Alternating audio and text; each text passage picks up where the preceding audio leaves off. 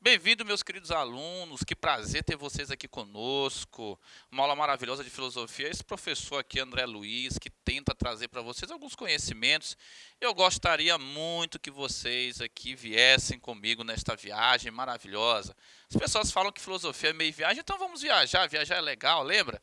Faz ali pra gente uma boa prospecção de vida, anima a nossa mente, muda a nossa consciência. Então vamos viajar juntos, vamos viajar no conhecimento filosófico, uma das grandes possibilidades de viagem hoje, porque nós estamos em período de pandemia mesmo, tá difícil de viajar para tudo em quanto é lugar, então vamos viajar no conhecimento.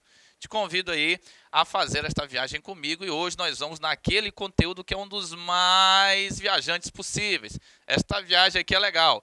Nós vamos falar ainda do nosso ser humano como centro do problema filosófico, e aí este ícone da filosofia, esta grande prospecção filosófica, este Marte da filosofia, Sócrates, que muitos pensam ser o primeiro filósofo até da humanidade. Não é, tem os pré-socráticos, lembrem disso, tá? Os nossos amigos pré-socráticos são os primeiros filósofos, mas nós temos aqui um dos grandes filósofos venerados pela história, famoso. Pense num cabra famoso, gente. Se você fizer uma viagem a Hélade ou a Grécia, você vai ver que até imã de geladeira com Sócrates tem. Não, tu pensa que imã de geladeira é pouco? Borracha? E se eu te contar que tem papel higiênico com a cara de Sócrates na Grécia? Rapaz, tem de tudo. O cara é famoso. Todo mundo conhece. Falou em filosofia, falou em Sócrates. Tá? Sócrates fica ali como um dos grandes emblemas da nossa querida filosofia. Venerado por uns, odiado por outros e alguns ali nem fazem questão de se referir mais a ele. Mas veja só, nós temos aqui alguns conhecimentos básicos nesta figura, nesta tão glamourosa figura socrática. Nós sabemos, por exemplo, que Sócrates, ele não escreveu nada. O nosso querido amigo Sócrates, ele não trouxe um conhecimento escrito. Tudo que nós sabemos da escrita sobre ele refere-se ao nosso amigo Platão. Olha aí, ó. Sócrates, ele está ali muito mais ligado a uma oralidade, tá? Ele não tem documentos assim, por A mais B, concretos, estipulados dele mesmo. Nós vamos muito anunciar o que outros autores, mas principalmente Platão, construiu sobre a nossa personagem Sócrates, tá? Então aí tenham muito cuidado, porque veja só, nós temos outras visões sobre Sócrates, mas a principal é Platão. Nós vamos nos concentrar geralmente naquilo que Platão anuncia, porque foi, claro, o filósofo que mais escreveu sobre Sócrates, né, chamando-o de mestre, de grande filósofo, grande pensador. Então, tomemos muito cuidado com isso também. Quero avisar vocês que existem outras visões sobre Sócrates, mas não é o caso agora. Você pode pesquisar, ou então ver aí algumas aulas, ou então ali tentar constituir outros conhecimentos que você vai achar. Quero lhe avisar sobre isso. Lutar e tentar, levar até vocês, de forma lúdica, ludicizar esse negócio aqui a partir de Sócrates, que é um autor muito legal, muito bacana. Então vejam só, Sócrates ele está dentro da tradição, da cidade de Atenas. Você sabe que a cidade de Atenas, a Hélade ateniense, é uma cidade muito importante que vai se destacar, claro, pelo grande conhecimento que lá é elaborado. Nós sabemos que Atenas vai fazer uma convergência de vários sábios, é um local muito bom para você estudar, para você proferir ideias, devido a uma grande possibilidade de liberdade e tolerância, até mesmo a anuência de algumas teorias. Então, Sócrates está num lugar muito importante. Lembrem vocês que os pré-socráticos, eles estão ali na Ásia Menor, mas Anaxágoras, por exemplo, é o que muitos falam, muitos escrevem, muitos citam, ele vai até Atenas e Sócrates ele tem contato com a filosofia. É em Atenas que essa filosofia ganha um terreno fértil. Então, Atenas é uma cidade que ela respira o conhecimento. Atenas é uma cidade que vai ajudar a propagar o conhecimento filosófico. Não existiu e talvez não existisse lugar melhor para a filosofia do que Atenas. Ali a filosofia chega no local certo. onde ela vai se espalhar e vai depois ser levada ao mundo inteiro, né? Vai ser propagada, vai ser colocada para o mundo todo a partir destes grandes pensadores da cidade de Atenas, tá bom? Principalmente o nosso querido amigo Sócrates.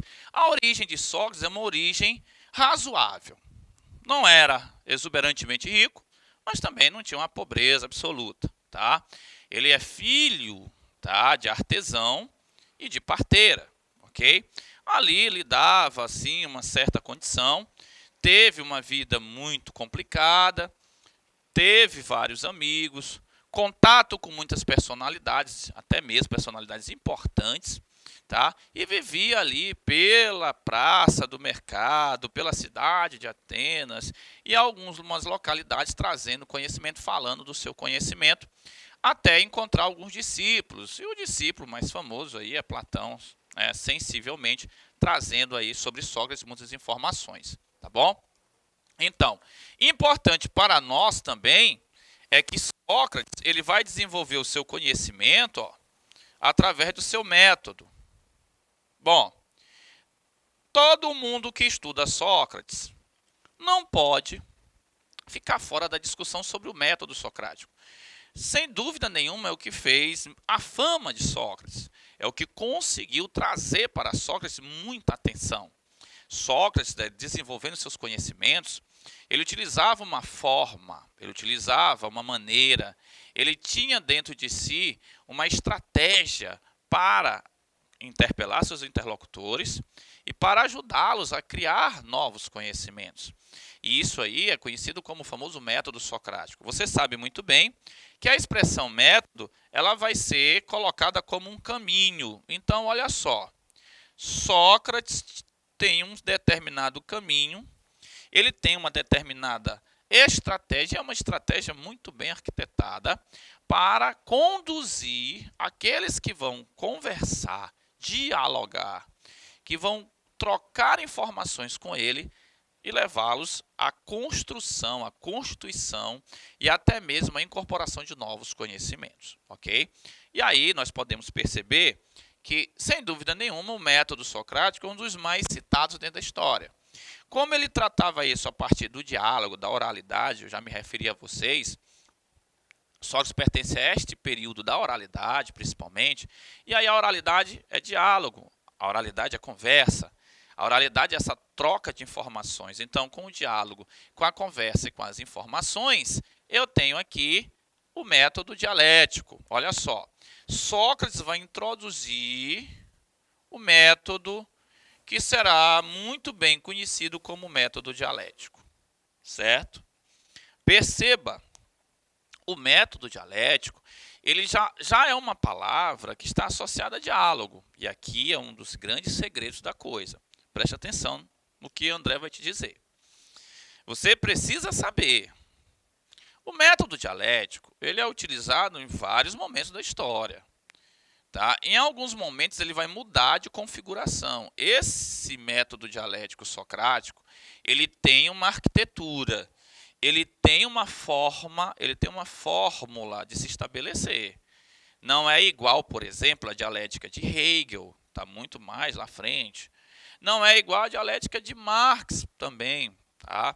Então, cuidado com esta expressão dialética. A primeira dica que vai ficar para ti é essa. Cuidado, você que vai fazer vestibular, você que vai ali pesquisar, você que vai querer mais informações, a dialética ela precisa ter o seu contexto, o seu autor e a sua temporalidade. Se nós estamos falando de Sócrates, essa dialética ela tem uma configuração. Se você mudar o autor, talvez a configuração também mude. É óbvio que vários autores utilizam dialética, tá? Mas não da mesma maneira do que o nosso ícone, grande ícone Sócrates, tá? Mas aí vocês vão perguntar, professor, essa dialética, em suma, ela lidava com o quê? Bom, era o diálogo. Você pode prestar atenção que nas histórias de Platão sobre Sócrates, nós temos os escritos em diálogos, certo? Geralmente, nesses diálogos, nós temos os interlocutores. Esses interlocutores, eles trocam informações, essa troca de informação é muito importante. A troca de informação prioriza a evolução do conhecimento, a troca de informação é fundamental para a evolução do conhecimento. E aí esses atores, eles vão através desta possibilidade de um conversar com o outro, constituírem novos saberes. O diálogo, então, aqui ganha grande importância. Talvez por isso, ou certamente por isso, ou talvez até movido por esse sistema, você vai prestar atenção que tem muitos diálogos escritos por Platão a respeito do nosso filósofo Sócrates, tá? Então você geralmente vai lá ver que Sócrates ele interpela alguém, ele questiona alguém, ele instiga alguém sobre um determinado assunto e esta pessoa vai responder e ele vai dar uma contra-argumentação com outro questionamento, trazendo uma outra inquirição, uma outra pergunta. Este processo é um processo de diálogo. É um processo em que duas pessoas, ou três ou mais, vão entrar em contato através da linguagem para construir novos saberes, para expor os seus conhecimentos, entrar em acordo ou não a partir daí. Tá certo? Então, o funcionamento ele é muito claro, ele tem a sua especificidade, ele é importante. Tá bom? Então, quando você se refere a Sócrates, o método socrático, você está falando em diálogos, tá? Em elementos de troca de informações, ó, troca de informações, ok? Isso vai ser fundamental para você conseguir diferenciar os momentos da dialética, a dialética socrática, da dialética necessariamente marxista ou da hegeliana. Hegel e Marx também usam, mas não necessariamente desta fórmula e desta configuração, tá bom? Então, essa troca de informações através da dialética, nós vamos perceber que existem dois momentos fundamentais neste processo. Quero te chamar a atenção a uma coisa. Existem mais momentos até, mas dois são consagrados pela história do conhecimento. Você pode aí um dia pesquisar e encontrar que existem mais momentos, é verdade, não é longe disso acontecer, tá bom? Mas nós temos dois momentos que são extremamente importantes nesse processo da dialética no método socrático, tá bom? São bem conhecidos, tá? Tem tudo enquanto é livro, mas eu quero chamar a atenção a eles aqui e dialogar, olha, diálogo, né? Sobre eles com vocês. E esta ironia aqui, ela traz para a gente uma mensagem muito importante, que é você poder reconhecer a sua ignorância. Aí vem aquela expressão que todo mundo gosta de falar, né? Quando quer se sair de um problema, só sei que nada sei. Olha que coisa legal. Muita gente gosta de usar isso, tá? Pois aqui nós temos uma bela condição de exemplificar, de dar exemplos sobre o processo de ironia. Não entenda a ironia somente como deboche ou como deboche apenas. Não, não é esse o processo. O processo da ironia aqui ele está instaurado para que o interlocutor, aquele que conversa com Sócrates, entenda que ele não domina todo o assunto. Então, nós podemos muito bem traduzir como reconhecer sua ignorância, tá? Reconhecer sua incapacidade, certo? De ter a verdade. Reconhecer que não tem o conhecimento total, que é incapaz de ter o conhecimento absoluto. Então, aqui, com a resposta do interlocutor, Sócrates tentava fazer com que ele reconhecesse, tá, que ele não tem a verdade sobre o assunto, portanto. Correto? Isso é bem interessante, porque para muitos era um choque. As pessoas, às vezes, convictas das suas ideias, pensando que aquilo era absoluto, cabal, total, acabavam tendo seu chão retirado pelas inquirições socráticas. Isso aí deixava muita gente sem jeito. Não é uma condição que muita gente até goste. As pessoas às vezes querem ser senhoras da verdade. Elas acham que têm a verdade e às vezes querem se apoiar nisto e não admitem a possibilidade de existirem ou de existir, pode ser no plural ou no singular, de qualquer forma, podemos observar algumas outras nuances, matizes, cores dentro do assunto que estamos tratando. Então, este momento aqui ele é fundamental. Quando a pessoa perde a capacidade de traduzir aquilo que ela encontra em si como verdade absoluta. Sócrates ele tinha isso com muita maestria e conseguia fazer isso de uma maneira muito perspicaz e com autoridade. Tá?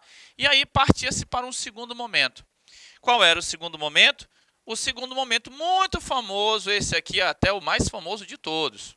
As pessoas gostam muito de falar somente dele às vezes, que é a maiêutica. Olha só, a famosa maiêutica socrática é, sem dúvida nenhuma, tá? A estrutura mais conhecida do método socrático. Há alguns livros, quero chamar a atenção de você para isso, mas não está certo. Algumas literaturas, alguns autores colocam o método até como maiêutico. Bom, não está correto, o método é dialético. Tá?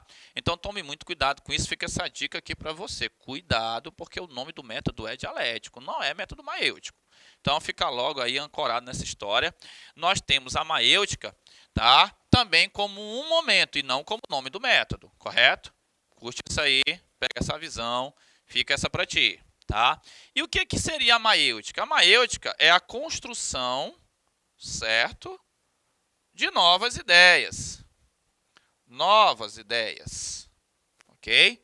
É interessante, tá, que a gente entenda que essa construção de novas ideias, tá, ela se dá, obviamente, a partir do momento que você reconhece que não tem a verdade absoluta. Que você reconhece que a verdade ela precisa ser colocada de uma outra maneira. Você perde a sua condição de detentor do saber absoluto. E aí você vai fazer o quê? Você vai ter que construir uma nova ideia, uma nova verdade, um novo conhecimento.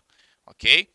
Perceba que a maiêutica, ela traz para você esse momento de refazer, de repensar, de refletir. E aí aqui tem uma simbologia que muita gente usa, tá? Que é parir ideias. Tá? Usa-se muito este verbo em homenagem à mãe de Sócrates, que era parteira. Aí as pessoas, esse processo maiêuticos é parir, né? Esse processo é parir ideias. Aí eu quero te mostrar uma coisa interessante, porque parir é dar à luz, lembra? Certo? Olha aí, ó. Dar à luz. Perfeito? Não é assim que a gente trata o negócio? E aí é como se você estivesse trazendo luz. A luz é o conhecimento. Olha aqui. Olha a hermenêutica da coisa. Tá? A luz aqui nós podemos entender como conhecimento. Então o que Sócrates estava trazendo para a gente?